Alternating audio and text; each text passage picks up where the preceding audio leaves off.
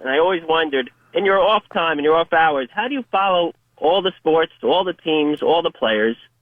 Second, best NFL coach to never win a championship? Chuck Knox. Chuck Knox. Yep. Chuck Knox, best one never to win a championship. In my estimation, that's the guy. Really terrific coach. Really good coach. Would be the guy. As far as, listen, nobody can follow every player in every sport, in every game, especially when you got 9,000 games every night and you have college football and you have college basketball and hockey and basketball and everything else going on. But if you love doing it, you'll do a lot of it and you care about a lot of it. That's all. And if you do, that's what your life is. You're never going to have you got to do a good amount of homework to do this job. You got to really follow a lot of stuff. See, I've always said to people who've talked to me about this job, if you don't like watching games, if you're not interested in watching games, if you don't like watching games, this is not a job for you. It really isn't. Because, I mean, you got to know you got to watch the games.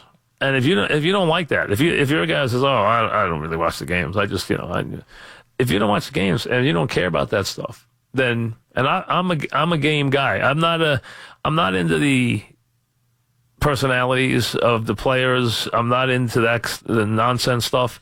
Nothing bores me worse than the other night when ESPN before the game put on the worst display of a football pregame in the history of mankind. It actually infuriated me watching it.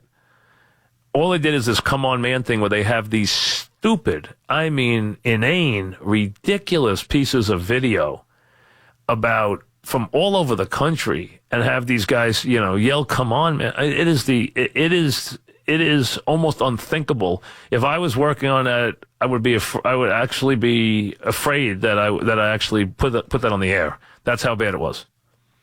On top of that, to watch a 10-minute segment on sideline dances, somebody's going to tell me that it's clever that these guys did a potato sack dance across the end.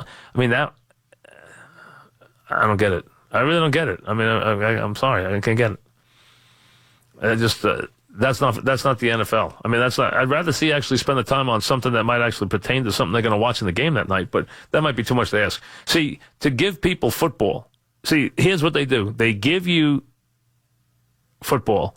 They put ex-football players on there, and then they try to give you anything but football because they don't think you really care about football. They think all you really think about is, your rotisserie score, your fantasy score, and all the silly stuff that goes with the sport. That's it. They don't think you really actually think anything about what's actually going on as to whether this, instead of spending some time on whether that quarterback could actually play for Green Bay, or maybe showing people how much they had to, change the offense to just have him even play in that offense because they had a virtuoso playing the position before that. A guy who took the game to such a high level when he played quarterback. That would be too much to ask. Here's the Mink Man.